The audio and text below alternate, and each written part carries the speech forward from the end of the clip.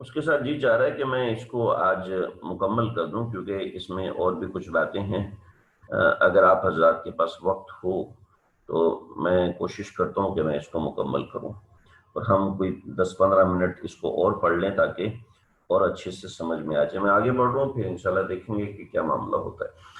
یہاں تک کہ حضرت موسیٰ علیہ السلام کا بنی اسرائیل کی جو 3 خباثتیں تھیں وہ مکمل ہو گئی ہیں، لیکن ان خباثتوں کو کرنے والے کس قسم کے لوگ تھے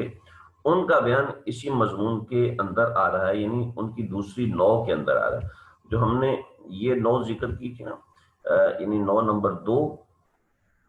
اس نو کے اندر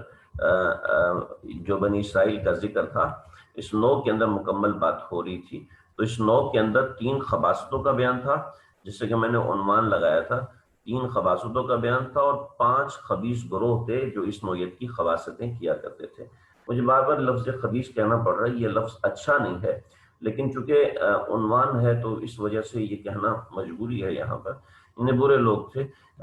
لیکن عام طور پہ یہ الفاظ استعمال نہیں کرنے چاہیے۔ یہاں چونکہ سمجھانا مطلوب ہے تو وہ الفاظ ذکر کر رہا ہوں جو کہ عام فہم ہے، اس وجہ سے یہ لفظ بول رہا ہوں۔ اللہ رب العزت نے یہاں ان کی حالت بتائی کہ ثم قست قلوبکم من بعد ذلك فهي كالحجارة او اشد قسوة وان من الحجارة لما يتفجر منه الانهار وان منها لما يشقق فيخرج منه الماء وان منها لما يهبط من خشية الله وما الله بغافل عما تعملون۔ تو یہاں پر دیکھیں ثم قست قلوبکم من بعد ذلك فهي كالحجارة او اشد قسوة، یہاں جو لوگ جب عمل نہیں کرتے، تو میں نے اندر سے ایک الگ سے بات لکھی ہے کہ بدعملوں کی مثال ایسی ہوتی ہے، چاہے وہ کتنی ہی مزیدار زندگی گزار رہے ہو، شرافت والی زندگی گزار رہے ہو، لیکن اللہ کی نافرمانی سے قلب انسان کا سخت ہو جاتا ہے، اور ایسا سخت ہوتا ہے کہ جتنا پتھر بھی سخت نہیں ہوتا، یعنی پتھر میں بھی کسی حد تک نرمی ہوتی ہے، لیکن ایسے لوگوں کے قلب کے اندر بہت زیادہ سختی ہوتی ہے، شدید قسم کی سختی ہوتی ہے، ایسی سختی ہوتی ہے جو سختی کسی پتھر میں بھی نہیں ہوتی۔ تو اللہ رب العزت نے ایسے لوگوں کے بارے میں فرمایا ثم قست قلوبکم، پھر ان کے دل سخت، پھر تمہارے دل سخت ہو گئے، من بعد ذالک، اس کے بعد فہی کالحجارہ، یہ بالکل ایسے سخت ہو گئی جیسے کہ پتھر ہوتا ہے، او اشد قسوہ، بلکہ پتھر سے بھی زیادہ سخت ہو گئے، او اشد قسوہ، بلکہ پتھر سے بھی زیادہ۔ وَإِنَّ مِنَ، اللہ نے پھر پتھروں کی 3 قسمیں بتا دی کہ پتھر کیسے ہوتے ہیں۔ وَإِنَّ مِنَ الْحِجَارَةِ، پتھر کچھ ایسے بھی ہوتے ہیں، لَمَا يَتَفَجَّرُ مِنْهُ الْأَنْهَارُ، کہ اس میں سے نہریں پھوٹ پڑتی ہیں۔ اور پھر فرمایا وَإِنَّ مِنْهَا لَمَا يَشَّقَّقُ، اور پتھر کچھ ایسے بھی ہوتے ہیں کہ جب وہ پھٹتے ہیں فَيَخْرُجُ مِنْهُ الْمَاءُ، اس میں سے پانی نکلتا ہے۔ آپ حضرات جانتے ہیں، آپ نے دیکھا ہوگا بہت سے پتھر ایسے ہوتے ہیں جن سے چشمے نکل رہے ہوتے ہیں، بہت سے پتھر ایسے ہوتے ہیں جب وہ ٹوٹتے ہیں تو اس کے اندر سے پانی نکلتا ہے، ایسے پتھر ہیں۔ وَإِنَّ مِنْهَا لَمَا يَهْبِطُ مِنْ خَشْيَةِ اللَّهِ، اور پتھر کچھ ایسے بھی ہیں جو لڑک جاتے ہیں، لَمَا يَهْبِطُ، جو وہ لڑک جاتے ہیں، مِنْ خَشْيَةِ اللَّهِ، اللہ کے ڈر سے، جیسے زلزلہ آتا ہے تو یہ اللہ کے ڈر سے ہوتا ہے۔ وَمَا اللَّهُ بِغَافِلٍ عَمَّا تَعْمَلُونَ، اور اللہ بالکل غافل نہیں ہے جو تم عمل کر رہے ہو۔ لہٰذا یہ ذہن میں رکھیں، ایسا نہ ہو کہ اسلامی تعلیمات کے سامنے، دین کی کسی حکم کے سامنے انسان کھڑا ہو جائے، نا جی میں تو نہیں مانتا، یہ ایسی بدبختی کبھی نہ آئے، ایسی بدبختی کبھی مزاج میں نہ آئے، یہ ذہن میں رکھیں۔ آگے اسی خباثت کو کرنے والے 5 قسم کے گروہ ہیں، ان کا ذکر ہے۔ پہلا گروہ وہ ہے کہ جو لوگ ایسا کرتے ہیں کہ کتاب اللہ سے میں تحریف کرتے ہیں۔ 10 منٹ رہ گئے، انشاءاللہ 10 منٹ میں ہم اس کو مکمل کرتے ہیں۔ پہلا گروہ یہ ہے کہ کہ جو کتاب اللہ میں تحریف کرتے ہیں، تحریف مطلب تبدیلی کرتے ہیں۔ چنانچہ انہوں نے کتاب اللہ میں کیسی کیسی تبدیلیاں کی، اللہ کے نبی صلی اللہ علیہ وسلم کی شان میں کئی گستاخیاں کی، جیسے کہ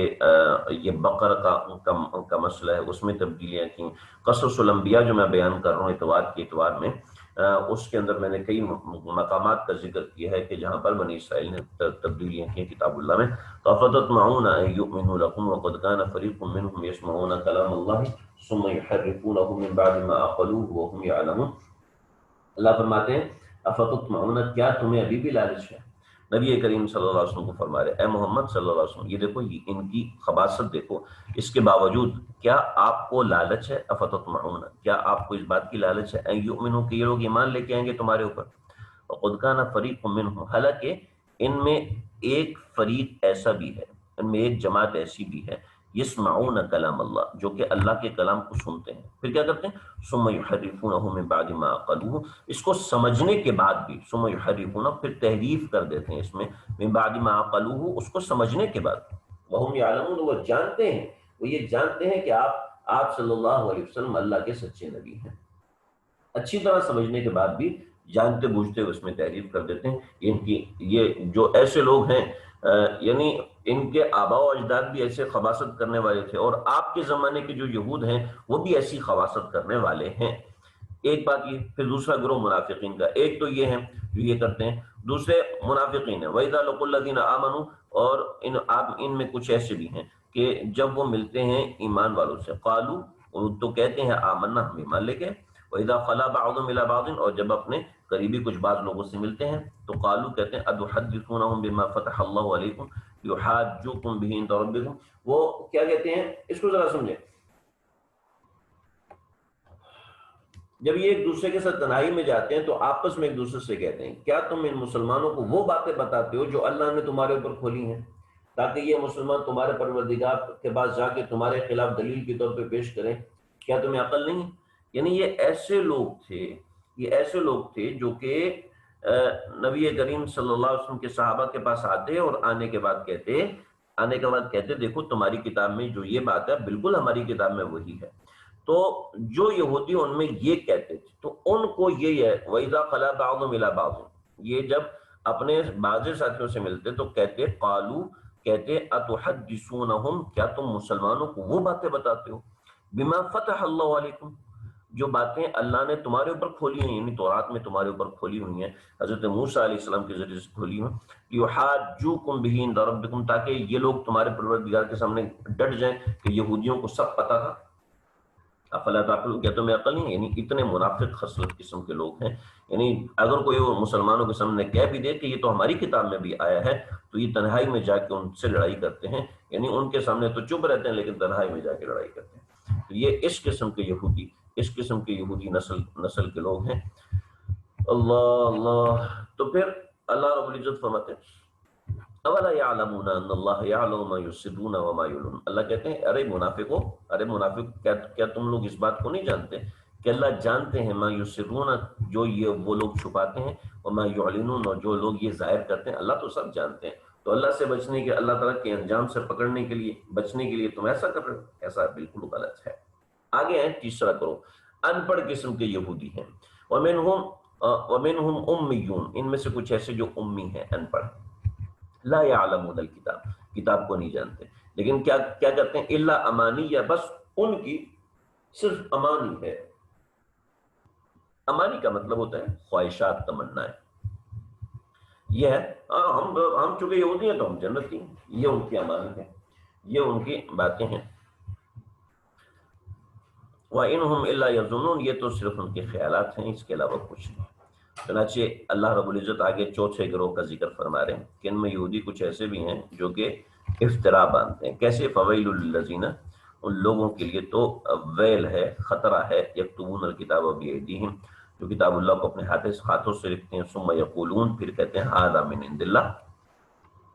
یہ اللہ کی طرف سے، یعنی کوئی حکم اللہ کی طرف سے بیان کر دیتے، لیشتروا بہ ثمنا قلیلا، تاکہ اس کے ذریعے سے تھوڑا سا مال کمائیں۔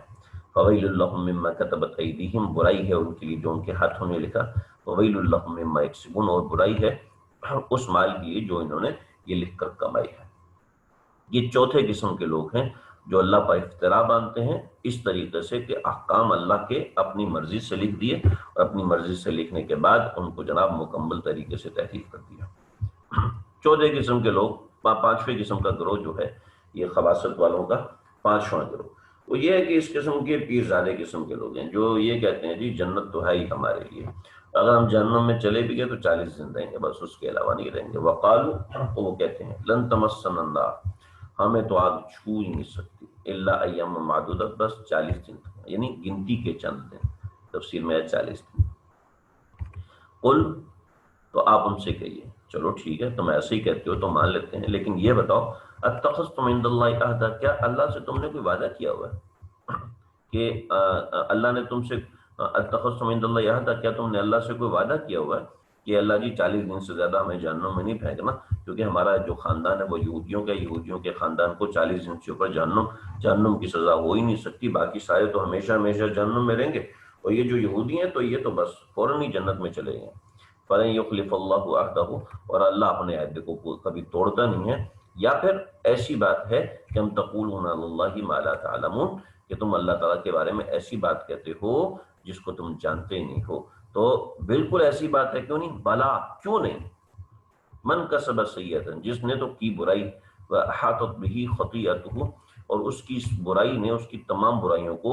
تمام خطاؤں کو گھیر لیا، اپنی تمام اعمال کو، خطاؤں کو اس برائی سے گھیر لیا، فَأُولَئِکَ أَصْحَابُ النَّارِ، یہ لوگ جہنمی ہیں۔ اللہ قرآن میں فتویٰ دے رہے ہیں، یہ جہنمی ہیں، ہم فیہا خالدون، اس میں ہمیشہ ہمیشہ رہیں گے۔ والذین آمنوا وعملوا الصالحات، وہ لوگ جو کہ ایمان لائے اور نیک عمل کرے، یہ اولئک اصحاب الجنہ، یہ لوگ جنتی ہیں، ہم فیہا خالدون، یہاں پہ یہ لوگ ہمیشہ ہمیشہ رہیں گے۔ تو یہاں تک دوسری نوع کا بیان الحمدللہ ہمارا مکمل ہو گیا، ہمارے وقت میں بھی 2 منٹ ہی باقی، تو یہاں تک مکمل ہو گیا اس دوسری نوع کا بیان، جس میں 3 قسم کی خباثتیں ذکر تھیں اور 5 قسم کے گروہ یہود کا ذکر تھا جو نبی کریم صلی اللہ علیہ وسلم کے زمانے میں تھے۔ تو یہیں تک بات مکمل ہوگی۔ صلی اللہ تعالی علی خیر خلقہ